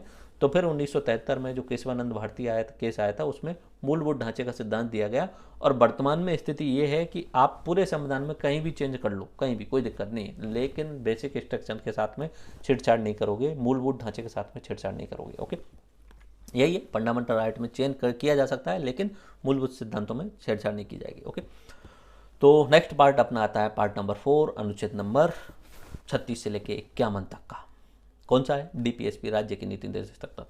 ठीक है, अब देख लीजिए, इसे हम जो 3 भागों में बांट देते हैं, सोशलिज्म, गांधीज्म और वेस्टर्न लिबरलिज्म, जो एग्जाम में आ सकते हैं ऑब्जेक्टिव टाइप के रिलेटेड, मैं आपको वो पढ़ा देता हूँ। ओके, और ये एस और जी का मतलब ये है कि देखो, ऐसा भी पूछा जाता है कि निम्न में से कौन सा सोशलिज्म के वाला जो है वो डीपीएसपी है, निम्न में से कौन सा गांधी के सिद्धांतों वाला है, कौन सा वेस्टर्न लिबरल वाला सिद्धांत है। थोड़ा बहुत अगर आप जानते हैं, सोशलिज्म का मतलब ये होता है गरीब वर्ग के लोगों का कल्याण करना। गांधी जी ग्राम स्वराज की बात करते थे, गांधी जी डिसेंट्रलाइजेशन की बात करते थे, गांधी जी खादी उद्योग बढ़ाने की बात करते थे, गांधी जी गायों के संरक्षण की बात करते थे। तो गांधी जी के जो सिद्धांत हैं उनसे रिलेटेड के लिए जी यूज कर लेंगे, और वेस्टर्न लिबरल यानी यूरोपीय देशों और अमेरिका के द्वारा जो कोई नई उदारवाद वाले सोच लेकर के आई गई थी उन चीज़ों पे, तो एस और जी वाला तो आप अनुमान लगा ही लोगे ऑटोमेटिकली। आर्टिकल नंबर 38, राज्य कल्याणकारी एवं सामाजिक व्यवस्था करेगा। राज्य कल्याणकारी, लोगों के कल्याण वाली सामाजिक व्यवस्था करेगा।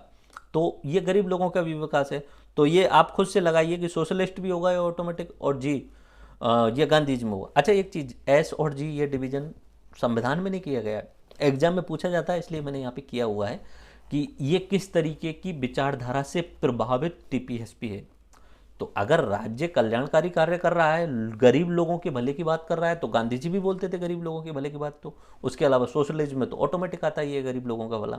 आर्टिकल नंबर 39, अनेक नीति सिद्धांत जिनका पालन करना है, बहुत सारे कुछ लिखे हुए हैं 39A और 39B, काफ़ी इंपॉर्टेंट है 39A और 39B। उसमें समान न्याय और मुफ्त न्यायिक सहायता देना, उसके अलावा भी बहुत सारी जो है वो समानता और जस्टिस के बारे में बात की गई। तो ये आप ध्यान रख सकते हो, सोशलिज्म के आधार पे थे। ओके, आर्टिकल नंबर 40 जिसमें कहा गया ऑर्गेनाइजेशन ऑफ विलेज पंचायत। शुरुआत में ग्राम पंचायतों को संवैधानिक दर्जा नहीं था, ये तो बाद में दिया गया। उन्होंने शुरुआत में आर्टिकल नंबर 40 में जोड़ करके छोड़ दिया कि ऐसा कर लेना राज्य, आप राज्य ऐसे कर लेना।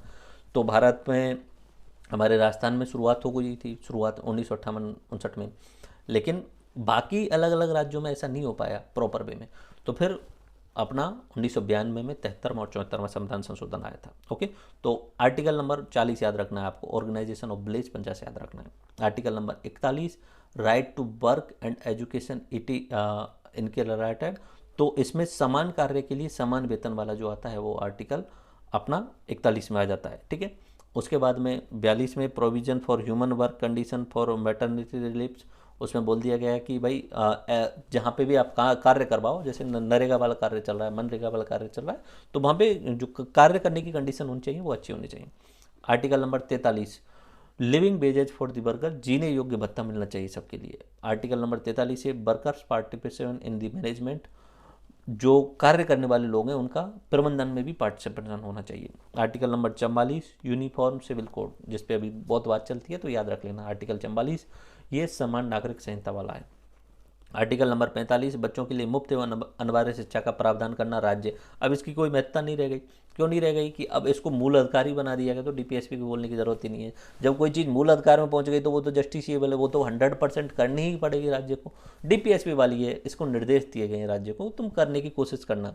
अब देखो ऐसा है, कोई सवाल पूछेगा कि सर ये उसी समय क्यों ना फंडामेंटल राइट्स में ही क्यों नहीं डाल दिया गया ये सब।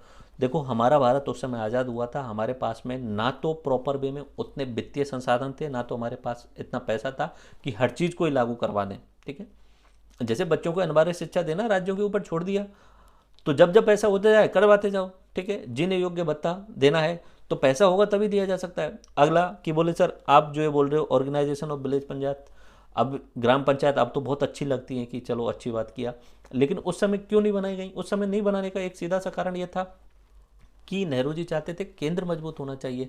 हम पिछले 200-250 साल में अंग्रेजों की जो फूट डालो राज करो की नीति थी उससे परेशान थे। अब गांव पंचायतों में ही उस तरीके से करने लग जाते, शायद गांव पर आपस में ही लड़ने लग जाते, उस टाइप का उनकी सोच में थी। तो वो चाहते थे डिसेंट्रलाइजेशन कम हो, सेंट्रलाइजेशन ज़्यादा हो। तो ये नेहरू जी ने सही भी सोचा था। आज़ादी के बाद में केंद्र मजबूत होना जरूरी था। अब हम मजबूत हो चुके हैं केंद्र के रूप में, तो अब हम विकेंद्रीकरण कर सकते हैं। उस समय ना तो लोगों के पास में एजुकेशन थी, लोगों के पास में शिक्षा थी ही नहीं, लोग जानते ही नहीं थी देश का मतलब क्या है, वो देश का डेफिनेशन भारत क्या है इसका मतलब ही नहीं जानते थे, बाउंड्रीज का मतलब नहीं जानते थे। तो उस समय जो है वो लोगों के पास में एजुकेशन नहीं थी और सरकार के पास में पैसा नहीं था, इसलिए ये डीपीएसपी दिए गए थे। ओके, उस समय चाहते तो आर्टिकल नंबर 44 में जो लिखा हुआ है समान नागरिक संहिता, सबके लिए, हिंदू मुस्लिम ईसाई सबके लिए समान नागरिक संहिता ला सकते थे। लेकिन डर था, डर क्या था कि भाई अगर अभी ले आएंगे तो अदर जो माइनॉरिटी हैं, मुस्लिम ईसाई, ये थोड़ा सा जो है वो हाँ परेशान हो जाएंगे और ये थोड़ा विचलित हो जाएंगे और इन्हें लगने लग जाएगा कि हम यहाँ पे सुरक्षित नहीं है और शायद हो सकता है गृह युद्ध की संभावना भी बनने लग जाए। तो इसे डीपीएसपी में डाल के छोड़ दिया गया, उन्हें बोल दिया गया जब तुम्हें सही लगे तब करवा देना, that's it. Okay, article number 40, SC/ST के आर्थिक एवं शैक्षणिक उत्थान का प्रावधान। 47 में to raise the level of nutrition standards, अब ये बात लिखी गई कि मिड डे मील वाली परियोजनाएं चला देना, लोगों के लिए खाने की सुविधाएं देना, उनका पोषण का जो स्तर है उसे उच्च करने की कोशिश करना। 48 में कृषि एवं पशुपालन को संगठित करने का उन्होंने बोल दिया है। 48A में पर्यावरण संरक्षण, वन्य जीव संरक्षण की बात कही गई। 49 में ये लिखा हुआ प्रोटेक्शन ऑफ मॉन्यूमेंट्स, स्मारकों को संरक्षित करने का प्रावधान 49 में। 50 में न्यायपालिका और कार्यपालिका का पृथक्करण और 51 में अंतर्राष्ट्रीय शांति और सुरक्षा को बढ़ावा देना। ठीक है, अब वैसे तो मेनली जो मैंने शुरुआत में आपको ओरिजिनल पेजेज में बताया हुआ है कि ये इंपॉर्टेंट आर्टिकल है, वही याद कर लेना, वो काफ़ी है। ठीक है, तो लाइक ऐसा होता है कि बहुत बार सुप्रीम कोर्ट अब तो डीपीएसपी को भी लागू कराने के लिए बोल देती है ज़बरदस्ती कि भाई अब डीपीएसपी लिखे हुए हैं तो कुछ तो करवाओ इनके लिए। अब ऐसा हुआ कि कहीं पे भी गोवा में, मान लीजिए गोवा में अवैध खनन खानों को किसी पर्टिकुलर अपने खास खास लोगों को मार दिया मंत्रियों के द्वारा। अब जो सुप्रीम कोर्ट में अर्जी गई और सुप्रीम कोर्ट से कहा गया कि भाई ये देखिए सर, ज़बरदस्ती अपने खास खास लोगों के लिए संपत्ति का वितरण किया जा रहा है, जबकि हमारे आर्टिकल नंबर 38 और 39 में लिखा गया है कि संपत्ति का वितरण और उत्पादन समान रूप से किया जाना चाहिए, लोगों के बीच में कोशिश ये करनी चाहिए। अब इन्होंने अपने खास लोगों के लिए बांट दिए, तो सुप्रीम कोर्ट ने गोवा में जो खनन के लिए जो उन्होंने पट्टे जारी किए थे उन सबको खत्म करवा दिया था। जैसे 2G घोटाला, 2G घोटाले में और कोयला घोटाला, तो जितने भी स्पेक्ट्रम थे सबको खत्म करवा दिया 2G घोटाले में। कोयला में जितने भी खानों को लीज पे दिया गया था उनको खत्म करवा के ऑप्शन करवाओ, बोली लगवाओ, उठवाओ, पैसे उठा के तब करवाओ, ऐसे नहीं अपने खास लोगों को दे दो, फिर तो आर्टिकल नंबर 38 और 39 का जो है वो उल्लंघन हो जाता है।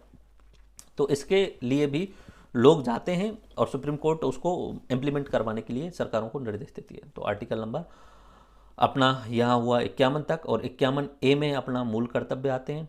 तो मूल कर्तव्य 11 हैं, थोड़ा सा याद करने की कोशिश करें, मैं ओवरव्यू में बोलूँगा। संविधान का पालन करना पहला, दूसरा राष्ट्रीय आंदोलन को प्रेरित करने वाले जो उच्च आदर्श हैं उनको अपने हृदय में सजो के रखना। तो की पॉइंट आप याद रख लेना, राष्ट्रीय आंदोलन और उच्च आदर्श, ये की पॉइंट याद रख लेना।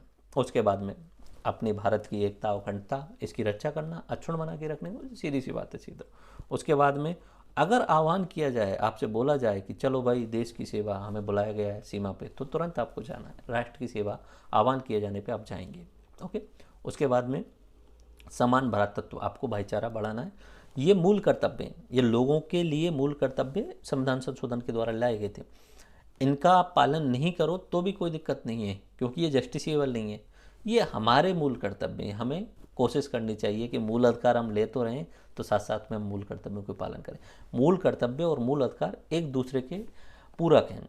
आप मूल कर्तव्यों को पालन करोगे तभी आपको मूल अधिकार मिलने चाहिए। वैसे तो मूल अधिकारों की गारंटी है, मूल कर्तव्यों का पालन नहीं करो तो भी कोई दिक्कत नहीं है, लेकिन फिर भी एक जिम्मेदार नागरिक होने के नाते आपको ये ध्यान रखना चाहिए कि अगर आप अधिकार ले रहे हो तो कुछ कर्तव्यों का पालन भी करना चाहिए। ठीक है, तो बस नॉर्मल है, एग्जाम में अगर पूछा जाए तो ये एक दूसरे के पूरक हैं। ठीक है, फिर उसके बाद में संस्कृति और गौरवशाली परंपरा है, उसके महत्व को समझें, उसका संरक्षण करें। उसके अलावा पर्यावरण संरक्षण करने की कोशिश करनी चाहिए। वन, झील, नदियाँ, वन्य जीव जो हैं इनकी रक्षा करने की कोशिश करनी चाहिए, इनका बढ़ाना चाहिए। प्राणी मात्र के प्रति दया भाव भी रखनी चाहिए। उसके बाद में वैज्ञानिक दृष्टिकोण, सोच थोड़ी सी साइंटिफिक टेम्पर होनी चाहिए। अंधविश्वास नहीं, व्हाट्सएप फॉरवर्ड नहीं होनी चाहिए। व्हाट्सएप में कुछ भी फॉरवर्ड होके आ गया, आपने मान लिया, थोड़ा सा गूगल करके देख लीजिए कि क्या चल रहा है, क्या नहीं चल रहा है, क्या झूठ चल रही है, क्या गलत चल रहा है। थोड़ा सा आप वैज्ञानिक तरीके से, साइंटिफिक तरीके से सोचिए। जरूरी नहीं जो व्हाट्सएप पे आ रहा है, जो आपके फेसबुक पे आ रहा है वही सच हो, थोड़ा सा सोच के देखिए। सार्वजनिक संपत्ति है, उसको सुरक्षित रखना है, आपके लिए आपको सुरक्षित रखना है, उसको नुकसान नहीं पहुंचाना है। उसके अलावा राष्ट्र निरंतर विकास करे और नई ऊंचाइयों पर ले जाए, तो आपको सभी क्षेत्रों में बढ़िया करने का प्रयास करना है, उत्कृष्टता की ओर बढ़ना है हमेशा। ओके, और ये लास्ट वाला जो है, माता पिता या संरक्षक के लिए 6 वर्ष से 14 वर्ष तक के जो उनके बालक हैं या उनके साथ में या उनके ऊपर डिपेंडेंट हैं, उनको शिक्षा के अवसर देना चाहिए। तो ये संविधान संशोधन के द्वारा जोड़ा गया था। ठीक है, 86वां संविधान संशोधन 2002, जिसमें मूल अधिकार 21A जोड़ा गया था, साथ साथ में मूल कर्तव्य ये 11वां जोड़ा गया था। ओके, तो हमारे मूल अधिकार और डीपीएसपी और मूल कर्तव्य हुए। ठीक है, तो सिटीजनशिप में नागरिकता 5 तरीके से दी जा सकती है। आर्टिकल नंबर 5 में लिखा हुआ है कि बर्थ के आधार पे, जन्म के आधार पे, रजिस्ट्रेशन के आधार पे, देशीकरण के आधार पे। देशीकरण मतलब कोई दूसरा राज्य अगर हमारे भारत में मिला लिया गया तो देशीकरण हो चुका है, और उसके अलावा क्षेत्र का अधिग्रहण करने के आधार पे। Okay, article number 123 ordinance by the president, ये राष्ट्रपति द्वारा अध्यादेश जारी करने की शक्ति है। 124 सुप्रीम कोर्ट और 214 हाई कोर्ट। ठीक है, उसके अलावा 143 ये राष्ट्रपति की शक्ति है सुप्रीम कोर्ट से सलाह लेने की, और 141 क्या है, ये law declared by the Supreme Court binding to all courts, ये आगे भी आएगा। सुप्रीम कोर्ट ने जो डिक्लेयर कर दिया है किसी लॉ के बारे में, तो वो बाकी सब सभी जो न्यायालय हैं, नीचे वाले न्यायालय, उनको मानना पड़ेगा। 215 में उच्च न्यायालय जो है वो रिकॉर्ड न्यायालय होता है वो, ठीक है। अब बाकी सब इंपॉर्टेंट हैं ही, उनमें देख लेंगे। और 300A में राइट टू प्रॉपर्टी है। 341-42 में ये SC और ST के लिए कुछ प्रावधान है। और ये अपना 352, 56 और 60 ये अपने इमरजेंसी वाले प्रावधान है। 370 जम्मू कश्मीर से रिलेटेड था, अभी पूरा का पूरा खत्म हो चुका है। 110 धन विधेयक का है। 112 जो अपना एनुअल फाइनेंशियल जो स्टेटमेंट है अपना बजट का, वार्षिक वित्तीय विवरण का है।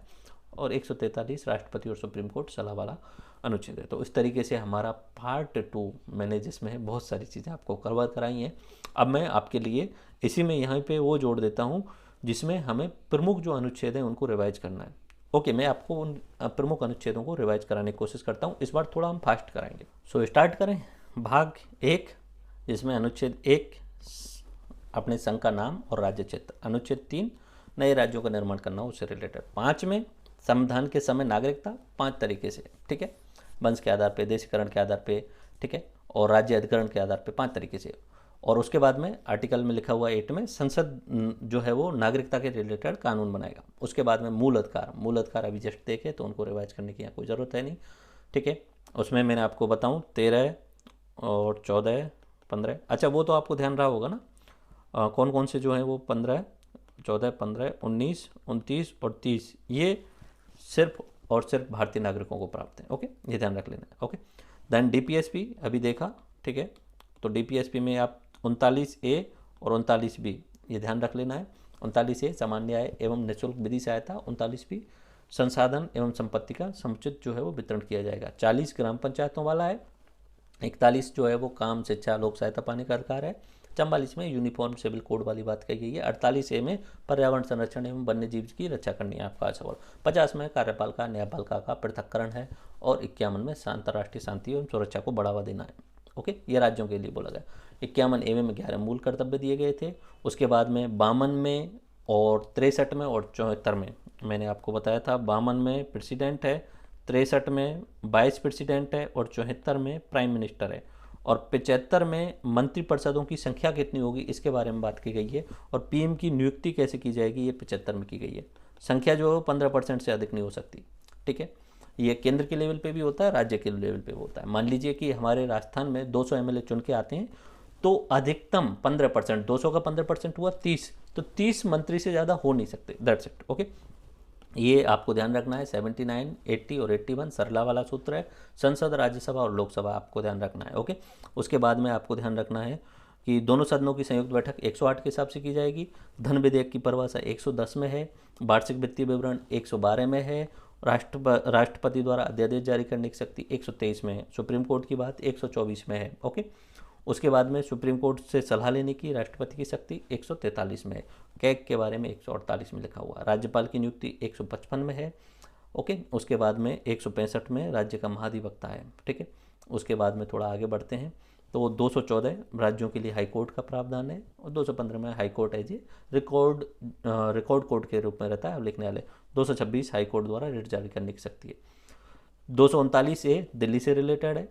और उसके बाद में 243 का आपको पता ही है। 243A से लेके और 2 तक जो है वो अपनी पंचायतें हैं। और P से लेके ZG तक नगर पालिका हैं। और ZH से लेके ZT तक जो है वो सहकारी समितियाँ हैं। ओके, उसके बाद में संघ और राज्य क्षेत्र के बीच में 245 से 263 वाले अनुच्छेद हैं, जिनमें थोड़ा सा आप याद रख सकते हैं। तो अंतर्राज्य परिषद का प्रावधान जो है वो 263 के अंदर है। 263, ठीक है।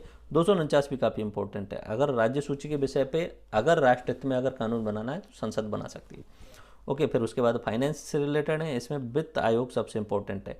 267 में अपना आकस्मिकता निधि या कंटिजेंसी फंड के बारे में बात की गई है। और 280 में वित्त आयोग के बारे में बात की गई है। 300A काफ़ी बार बोल दिया मैंने आपके लिए। ओके, जो अपना संपत्ति का अधिकार है वो एक विधिक अधिकार है।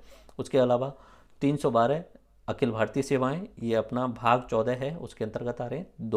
308 से लेकर 323 तक के अनुच्छेद हैं उनमें। 315 में UPSC और स्टेट PSC की बात की गई है। और 323A में प्रशासनिक अधिकरण की बात की गई है। ओके, उसके बाद में निर्वाचन से रिलेटेड 324 सबसे इंपॉर्टेंट आर्टिकल है। 326 वैध मताधिकार का अधिकार देता है। Okay, and then SC ST के लिए कुछ विशेष प्रावधान है। तो 330 में लोकसभा में जो SC ST उनके लिए रिजर्वेशन, 332 में राज्य विधानमंडल में SC ST के लिए रिजर्वेशन, उसके अलावा 331 में और 333 में एंग्लो इंडियन के लिए रिजर्वेशन का प्रावधान था, जिसे अभी खत्म कर दिया गया है। ओके, एंड 340 में राष्ट्रीय पिछड़ा वर्ग आयोग। उसके बाद में राजभाषा की बात करें तो 343 जो है वो संघ की राजभाषा हिंदी और लिपि देवनागरी की होगी। 15 साल के लिए प्रावधान था। उसके बाद में राजभाषा आयोग बनेगा, वो जैसा बोलेगा वैसा वैसा कर लेंगे, लेकिन उन्होंने बोला कि हिंदी और इंग्लिश को रखो साथ साथ में, और कंटिन्यूस अभी तक चला रहा है। लेकिन संविधान 343 राजभाषा हिंदी एंड लिपि देवनागरी। ओके, आपात उपगण 352, 356 और 360। ठीक है, उसके अलावा संविधान संशोधन 368, बार बार मुझे चेंज करना पड़ेगा, संविधान संशोधन 368। तो इस तरीके से हमारा पार्ट 2 कंप्लीट होता है। आई विश कि आपको ये वाला पार्ट 2 समझ में आया। नेक्स्ट पार्ट में हम जो है वो बात करेंगे अपने कार्यपालिका के बारे में। तो कार्यपालिका में हम पहले केंद्र के लेवल पे देखेंगे। केंद्र के लेवल पे vice president and prime minister और मंत्रिपरिषद, एंड देन उसके साथ में कैग भी देख लेंगे। एंड उसके अलावा फिर हम राज्य वाली कार्यपालिका भी देखेंगे। तो राज्यपालिका में अपना राज्यपाल, मुख्यमंत्री, मंत्रिपरिषद ये रहेंगे। तो आई विश ये आपको समझ में आया होगा। Let's meet in next part. Thank you.